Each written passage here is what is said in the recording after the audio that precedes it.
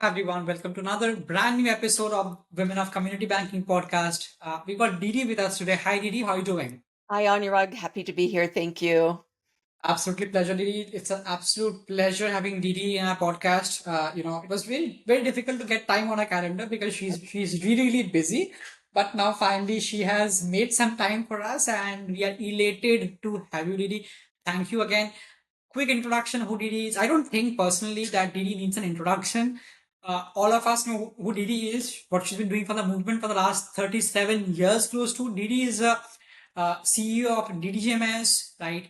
The famous recruitment firm that places marquee people into their roles, into their dream roles. So I would say more Didi is a dream seller that who places people in their dream roles, I would say. Didi, uh, that's a quick introduction I want to give to people. And again, we've got very similar backgrounds. Both of us have spent years in Fortune 500s to Mhm. realize that we want to do something different, right? I love that title, Dream Seller. I hadn't thought about that, Anurag. I'm going to start thinking about using that on my business card. That's awesome. Thank you. So, Didi, I'll ask you the first question that I usually ask people, and I'll do the same for you. Uh, 36 illustrious years, doing recruitment. Right? It's not easy. You built it from scratch with a huge, amazing family that you have. So, Didi, what keeps you going? What keeps me going? Thanks, Anurag. My life revolves around my family, making sure that they're happy, healthy, have a safe place to live and come home to all the time. So what's super important to me is to make sure whatever I'm doing to bring home the bacon or a paycheck, so I've got to really love it. And so I started in Fortune 500. I did a lot of work with big banks. Now I'm more in the community banking and credit union space because I believe that that's where I can offer my talents and my services and my heart. And then people get me too. So we build relationships over years and stay in connection with each other. But I think it's the industry that helps me come home every day. And I've got energy for my kids. So I've got a certain kind of mood to be around them and love them and continue to nurture them. So I think it works out really well that we pick a place that we love to work, doing the work that we love, and then managing it so when we come home at night, like there's room for the ones that you love because you want to keep coming home and you want them to have you come home. That's what I do. I mean, that's so aptly put, right? I mean, moving from Fortune 500s to the people that make real sense to Mhm. us and wrapping around your family values. This is, and that's a life I dream of, right? I mean, I might want to do exactly the same thing. That's amazing. Did you want to talk about your journey? I mean, it's been a very long one, difficult one, struggling, but finally seeing the light of the day. Right. So let's talk about your journey. My journey, I'll say the defining moment that put me on my journey, Anurag, was when I was 16 years old, and I was uh, asked to leave the house. I've been on my own since I was 16, so I'll just say that, and figured out like what is my place in life and how do I show up. And you know me, I look different than most people. I was born with just one hand, and back in the day, it was interesting because people would think automatically that you're not smart because you look differently. So I was always trying to figure out how I could be seen as smart. So I got a degree and another degree and another degree and went on and on. But along the way, I had a lot of no's. And I think what kept me going is I truly believed in myself that I was better than what my college counselor said to me. Why are you in school? You're never going to amount to anything. You look different. And why do you want to go to college? And I wish I could meet him now and say, hey, I've got a bachelor's, two masters, three coaching certifications, and a PhD. So I did. But I didn't do it just for the paper. I just love learning. Dream sellers, you talked about being a dream seller. My whole life has been around possibility, seeing possibilities for what futures are for other people, what potential is for an organization, a team. And that's the thrill that keeps me going. And I love seeing people succeed and feel like they're in the right place, the team's in the right place. I think it's just a win-win if we We don't put ourselves first all the time, don't have an agenda. My agenda is not a paycheck, but it's really around helping people see possibilities and potential for themselves and guiding that journey for them. So it's been exciting. Maybe, I mean, that's, I think, enough dose of motivation for my audience, right? What you achieved, Didi, from where you came, that's tremendous. I mean, we crib about our lives. We crib about having this, having other, but we never, I mean, often at times we don't step into others' shoes to look at how difficult their lives were. Mhm. What you've achieved, Didi, we are really, really very proud of what you've done. That's one. And second, what you're doing for the ecosystem, Didi, I mean, you're actually bringing change. You're just not another cog in the wheel, but you're actually, what I told you earlier, you're setting dreams. You're putting people to their dream roles, and that can be the most important thing that you're ever doing. Uh, that brings me to your work, right? So DDJ Myers is quite respected recruitment talent consulting firm, right? I mean, even if I can term it really well, right? I want it to come from you. So, what is the vision of DDJ Myers, and why did you start it? The vision, well, I think stems, Anurag, from what we call our organizing principle. And it's something that our team has embodied in them. And to join our team, be part of the DDJ team, we have to live the organizing principle, which is to be the most masterful and reputable partner of premium services in our market. So there's a lot of that, be masterful, be reputable of premium services and not compromise there. We will always do what we believe is premium and we coordinate as a team. We believe highly in partners in relationship in the organization as well as in the industry. That has to be number one on how can we be a good partner? We also believe we need to have a high quality presence. Anything that we write or put out in the market or a product or service, it needs to be top tier and it needs to be futuristic, but have a degree of reality.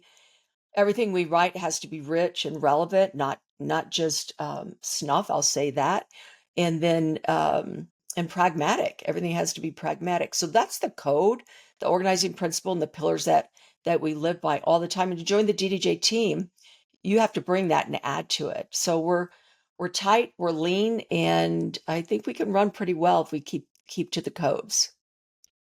And the core value comes from the core value of the founder, right? And that's what has translated into DDJ as what has been today, right?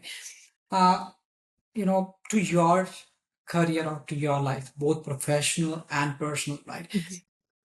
I'm sure you've had a huge bunch of challenges, having 9 kids to, you mentioned right now, looking different, right? Firstly, I'm really, really sorry, Didi, that you had to go through this in your university days.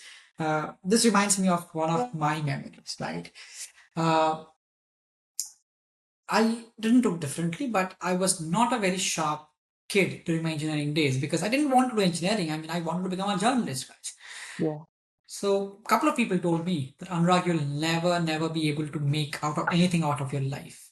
Wish I could meet Mhm. them now, right? I think that's where we connect a lot. Yes, this is very important.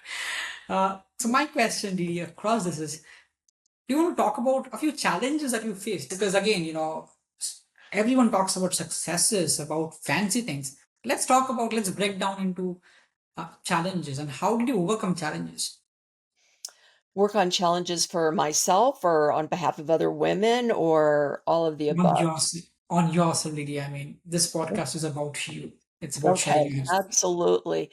Well, Anurag, as much as I've been through and I know I portray a certain image in the industry, but there's always those doubts.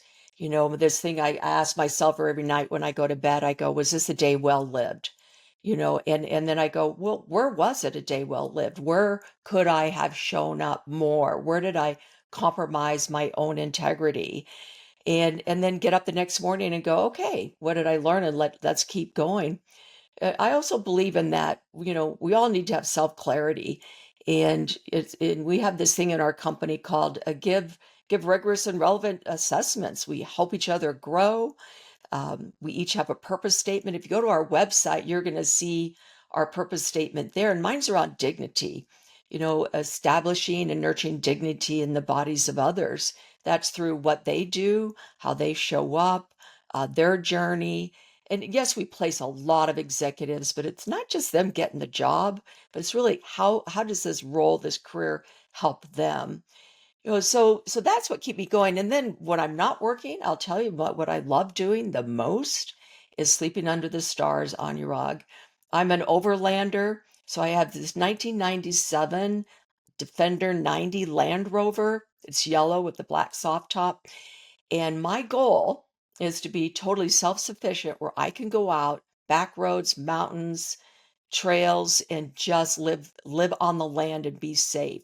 So that's what we do on the weekends, and I love it. That keeps us going. The other thing is reading a lot, talking to people, conferencing, networking. I think I would get bored if I didn't go to a couple conferences a month and network. So I feel privileged that I've been able to structure a life and a role, a job on your rug around the things that I love the most and the things that I feel that I'm competent in. Absolutely. I think, that's what makes us so similar, that, we are social people. We like Yeah. talking, we like helping people at the core of it, right? And, I mean, I don't have that ambitious a vision of traveling every weekend, and taking my Highlander. I wish I had. I mean, I'm struggling with that. I should get a good balance. This was great, right? Uh, Now moving on to the genesis of DDJ Myers. It had a reason for forming DDJ Myers, right? You talked about you wanted to move from the Sure. Fortune 500s and really help people the move, right? So my question is, talent as a whole, it's a ever changing, ever moving evolution that's happening in terms of skill sets, soft skills, leadership skills, bunch of things, right? It's not easy to judge someone uh, before pleasing, right?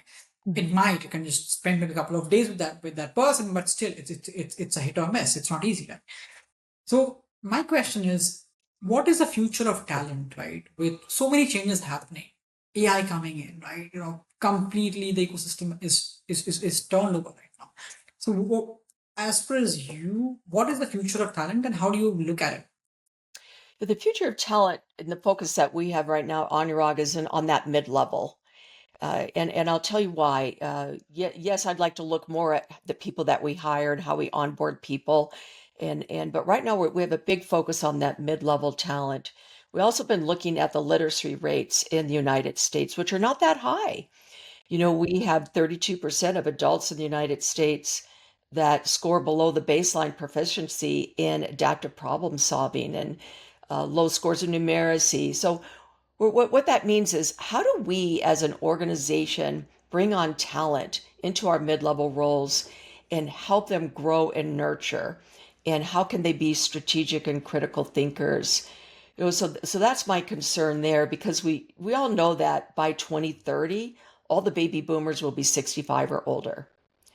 65 Exactly. or old, huge opportunity and possibility. The other thing that I'm real excited about and learning from people in your generation, others in the industry, is how they learn. So we're looking at DDJ. How do we teach? How do we coach? How do we do our leadership institute? And how do we deliver that is actually changing to be different for the younger generation? Because some of them don't want to sit in a classroom for 2 or 3 days. They want smart sound bites for an hour or two here and there, like master programs, those kind of things. So the future, though, is it can be scary if we just look at the mid level and what their needs are, but also, Anurag, at the highest level of executives, we still are short on being strategic and critical thinkers. We have a lot of executives who are still operational executors, but not the visionaries and the strategists that we need. So that's where we're focusing. Also, looking at how AI, artificial intelligence, can take over some parts of roles so we can continue to develop that critical thinking, adaptive problem solving, strategic thinking. I don't have the right answer. It's something we're looking at, and we're we're organizing our coaching and people development around Anurag and really looking for in the talent that we place. It's quite exciting times right now. And you did hit on the nail. You talked about a lot of execs or people, right? Are executioners and do not look at from a bird's eye perspective or more strategically than just executing it. I think that's the difference that you have to think through. That guys, it might be a day job, but it's more than that, right? So that's really important. That's good, right? Uh, Moving on to this year, Didi, I mean, a lot of uncertainties across, with multiple changes happening.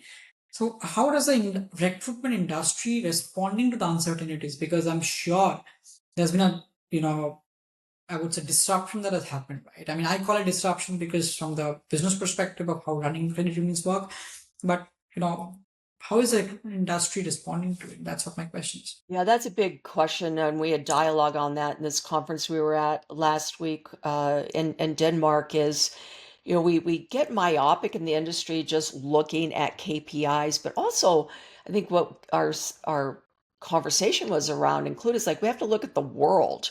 What else is going around the world that we need to be paying attention, not just risk to capital or liquidity or investment risk, all of that. And the challenge, Anurag, I see is twofold. One is we need our board of directors actually to elevate their game in terms of having a wider perspective of what's going Yeah. on in the market and the external environment. And that's a challenge, especially in some organizations that came up from maybe being a single set, dedicated to a single seg group and now our community. So I think we need to look at our board leadership and how they're developed.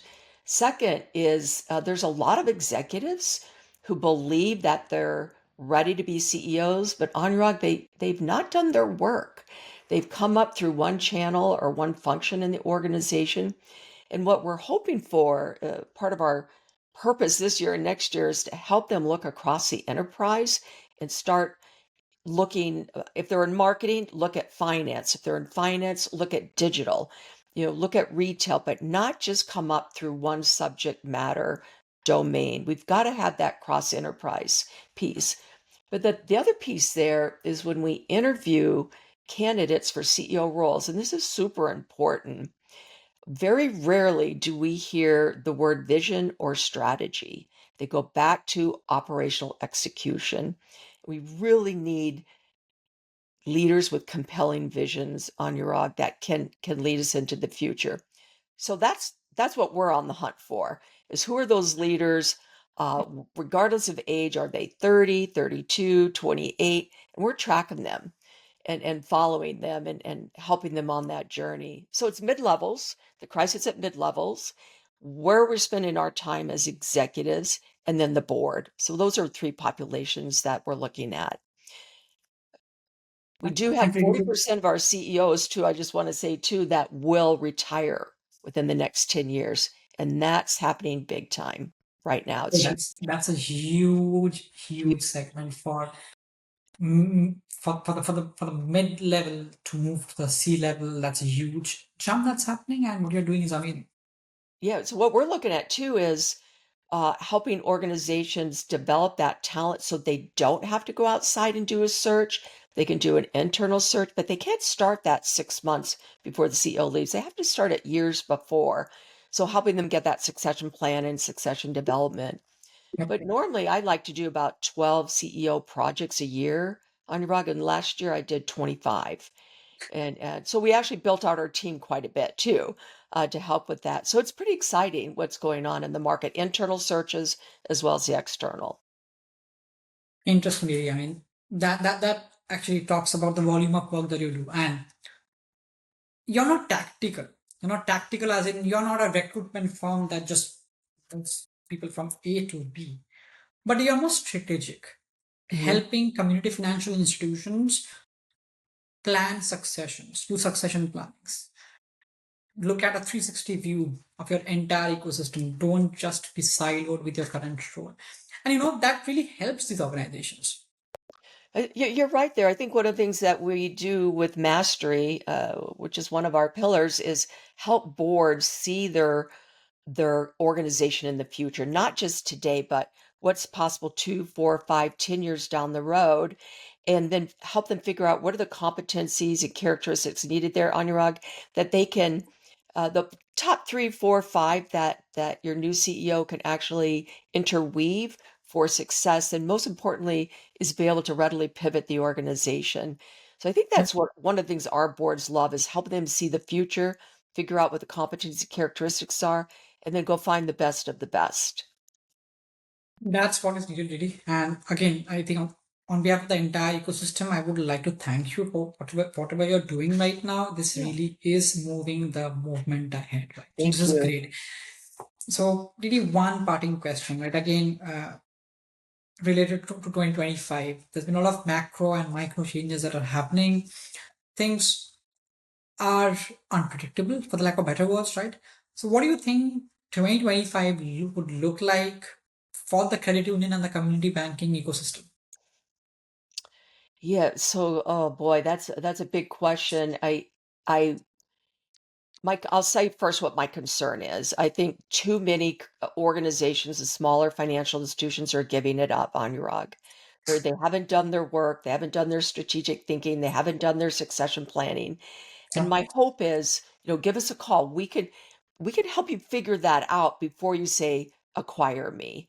So, we are looking at, still every other day a bank acquired or even by a credit union, or every other day yeah, credit union being acquired or merged. And so it's a big concern. When I started in the industry, there were 22,000 credit unions. We've got 4,800 now, and that's going to be in half real soon here.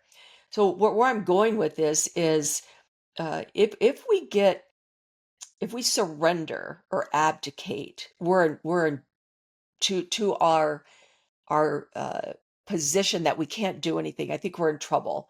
I really want to encourage people to seek partners in the industry and not give it up. Keep going. And there's partners like us and others out there that Anya can help the smaller banks, community banks, and credit unions actually get their eye up and out and look to the future and give hope. So yeah. that's my concern that we give up. We give up too We easily. should we should never give up. Absolutely. I mean, we are community of FIs, we're community of CFIs have a specific reason. Interestingly, before this podcast, I was talking to a CEO of a $1 billion credit union. Same discussion that we cannot be chased. We Mhm. cannot get your faith. We have our own values. Right, so let's focus on that. Let's do good strategic planning and be strategic and not tactical. Yes, you have to be tactical for execution, but you have to look at the bigger picture we talked about, right? And I'm sure you've been doing strategic planning for years now, and you guys do an amazing job. Really. So, Didi, this was great. This was great. Spending these many minutes with you. I mean, we are glad that we could be a part of your journey, and thank you again. My pleasure, Anurag. I super appreciate the work that you do and the message that you bring out to the world. So thank you for that. Thank you, Didi.